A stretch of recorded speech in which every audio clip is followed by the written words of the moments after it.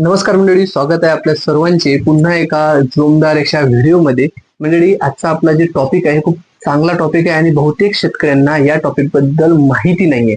तर मंडळी, या व्हिडिओमध्ये आपण बघणार आहोत की हळद झालं, मिरची झालं, लवंग झालं, काळी मिरी झाली, यासारखे जे आपण मसालेवर्गीय पीक आहे हे ज्यावेळेस आपण शेतात घेत असतो त्यावेळेस हे पीक घेताना आपण अनुदान सुद्धा शासनामार्फत आपण मिळू शकतो. तर ते कशा प्रकारे मिळवायचं आहे, कुठून मिळवायचं आहे, कोणत्या पिकाला किती अनुदान आहे, सोबतच मार्गदर्शक सूचनेनुसार काय काय याची आपल्याला रिक्वायरमेंट आहे, या सर्व गोष्टी आपण या व्हिडिओमध्ये जाणून घेणार आहोत.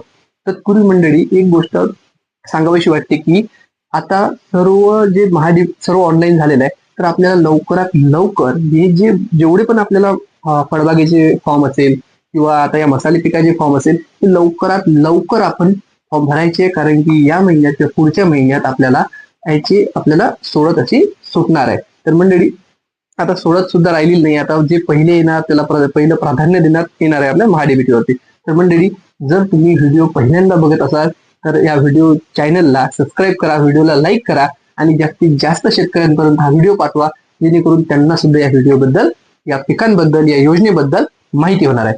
तर मंडळी, आपण पाहूया की आता तुमच्या समोर तुमच्या स्क्रीनवरती आपल्याला काय दिसत आहे की ही महाराष्ट्र राज्य फलोत्पादन आणि औषधी वनस्पती मंडळ साखर संकुल शिवाजीनगर पुणे आपली जी एकात्मिक फलोत्पादन विकास अभियान अंतर्गत मसाले पीक आहे याची ही मार्गदर्शक सूचना आहे. तर तुम्ही बघू शकता की 3/11/2025 या रोजची ही मार्गदर्शक सूचना आपल्याला आलेली आहे. तर याच्यामध्ये सर्व इत्थंभूत माहिती दिलेली आहे की कशा प्रकारे कायच्यासाठी हे बघू शकता तुम्ही की हळद, आले, मिरची या बहुवार्षिक मसाला पिके या घटकांचा या मार्गदर्शक सूचनेमध्ये समावेश करण्यात आलेला आहे. तर मंडळी, आता आपण बघूया की जे मसाला लागवड पिके कार्यक्रम आहे याच्यामध्ये सर्वात आधी याचा उद्देश काय, कशासाठी चालू करण्यात आलेली आहे, या मार्गदर्शक सूचनेमध्ये संपूर्ण माहिती ती दिलेली आहे. तर तुम्ही इथं उद्देश बघू शकता की कसं दिलेलं आहे की मसाला पिकाखाली क्षेत्र वाढवणं आहे, सोबतच अपारंपरिक क्षेत्रामध्ये याची लागवडीला वाढ करणं आहे, सोबतच ग्रामीण भागात रोजगार निर्मिती करण्यासाठी सुद्धा या प्रकारची योजना शासन वेळोवेळी आणत असतो. सोबतच निर्यातक्षम मसाला पिकाचे उत्पादन वाढवणे हे सुद्धा या योजनेमागचं एक मोठा उद्देश ठेवलेला आहे. तर आता इथे तुम्ही बघू शकता की अंमलबजावणी कार्यपद्धती काय आहे. तर आता इथं अर्ज भरण्याची जी पद्धत आहे मी तुम्हाला आधी सांगितलं की महाडीबीटी वरती आता सगळ्या गोष्टीची सुरुवात ऑनलाईन पद्धतीने झालेली आहे. तर महाडीबीटी वरती फॉर्म भरताना तुम्ही महाविस्तार AI या ऍपच्या मदतीने सुद्धा फॉर्म भरू शकता. त्यावेळेस फलोत्पादन हे घटक निवडायचा आणि त्याच्यामध्ये मसाले वर्गीय पिके हे जर ऑप्शन तुम्ही निवडला तर अगदी 10 मिनिटांमध्ये तुम्ही हे फॉर्म भरू शकता. मंडळी, तुम्हाला जर फॉर्म भरताना काही अडचणी येत असेल तर कमेंटद्वारे आम्हाला ते नक्की कळवा. आपण पुढे जाऊया.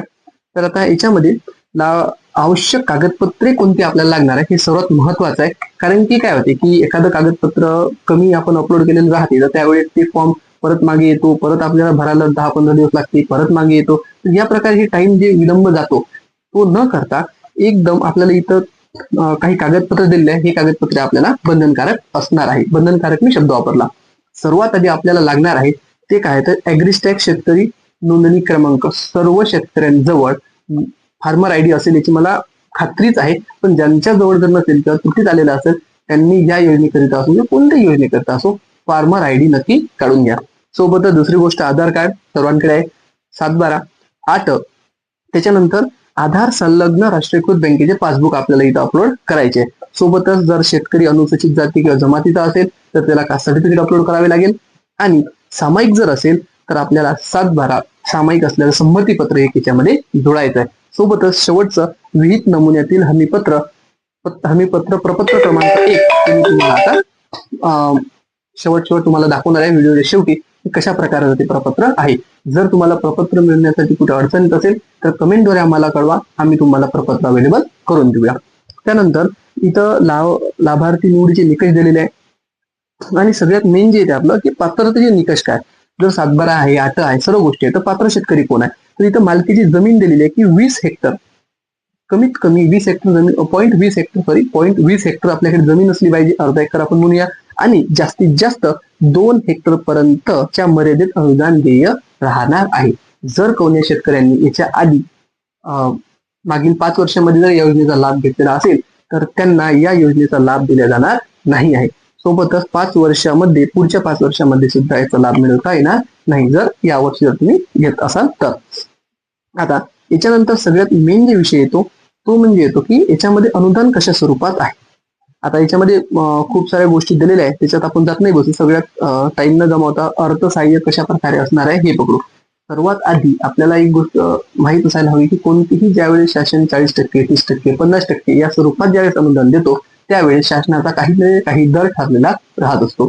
तर याच्यात सुद्धा शासनाचा एक दर ठरलेला आहे. या दराच्या 40% व 50% या स्वरूपामध्ये आपल्याला अनुदान या योजनेमध्ये मिळणार आहे. तर सर्वप्रथम आपण बघूया, याच्यामध्ये मिरची पीक आहे, आले आहे, हळद आहे, काळी मिरी आहे, लवंग आहे, जायफळ, दालचिनी आणि अनेक प्रकारचे मसाले वर्गीय बहुवार्षिक मसाले पिकांचा याच्यामध्ये समावेश करण्यात आलेला आहे. तर यामध्ये तुम्ही बघू शकता की मी जे आता रेड पेनने हायलाइट करत आहे हे आहे याची वार्षिक म्हणून आपण याला, किंवा प्रति हेक्टर मापदंड. जर आपण इथे आपण इथे जर मिरचीचा विचार करत असेल, मिरची या पिकाचा विचार जर करत असेल तर मिरची या पिकाला हेक्टरी शासनाने दर ठरवलेला आहे, खर्च येणारा 50,000 हेक्टरी दर ठरवलेला आहे. आता या दराच्या 40% जर इतर सर्वसाधारण शेतकरी जर असेल तर 40% याचे अनुदान आपल्याला मिळणार आहे. सोबतच जर एसटी किंवा एसटी प्रवर्गातील शेतकरी जर असेल तर आपल्याला प्रकल्प खर्चाच्या 50% म्हणजे 25,000 रुपये याच्यातून आपल्याला अनुदान मिळू शकतो. सोबतच कंदवर्गीय जर मसाला पिके जर आपण पाहिली, जसं की आले आणि हळद, याच्यासाठी शासनाने 1,00,000 रुपये दर ठरवलेला आहे. याच्यामध्ये 40% म्हणजे 40,000 रुपये, आणि जर जातीचं जमातीचा शेतकरी असेल तर प्रति हेक्टरी याला आपल्याला 50,000पर्यंत अनुदेय मिळणार आहे.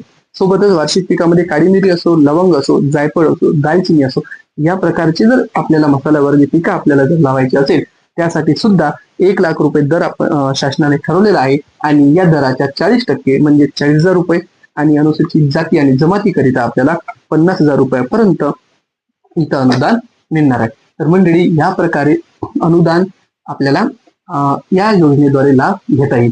सोबतच योजनेचा फॉर्म मी मागेही सांगितलं की आपण महाविस्तार AI या ऍपच्या मदतीने अगदी 10 मिनिटांमध्ये भरू शकतो. जर तुम्ही हळद लावत असाल किंवा लवंग लावत असाल किंवा मिरची लावत असाल, जर आपण हे पीक दरवेळेस घेत असाल तर अशा योजनेचा लाभ आपल्याला घ्यायला हरकत नाहीये. सोबतच आता या प्रपत्रामध्ये, मार्गदर्शक सूचनेमध्ये खूप साऱ्या गोष्टी दिलेल्या आहेत. जर आता हे प्रपत्र 1 आहे, त्या गोष्टी आपण पाहूया. हे प्रपत्र 1 आहे. या प्रकारचे प्रपत्र आपल्याला फॉर्म भरता वेळी अपलोड करणे आवश्यक आहे. जर हे तुम्हाला मिळत नसेल तर आम्हाला कमेंटद्वारे कळवा, आम्ही तुम्हाला हे प्रपत्र अवेलेबल करून देऊ. आता यामध्ये तुम्ही बघू शकता की इतर डॉक्युमेंट सुद्धा दिलेले आहेत, आणि शेवटी प्रत्येक पिकाचं लागवडीचं तंत्रज्ञान सुद्धा यामध्ये इथे दिलेलं आहे. तुम्हाला जर ही PDF हवी असेल तर मी पुन्हा एकदा म्हणता येईल, कमेंटद्वारे कळवा, आम्ही तुम्हाला ही PDF अवेलेबल करू.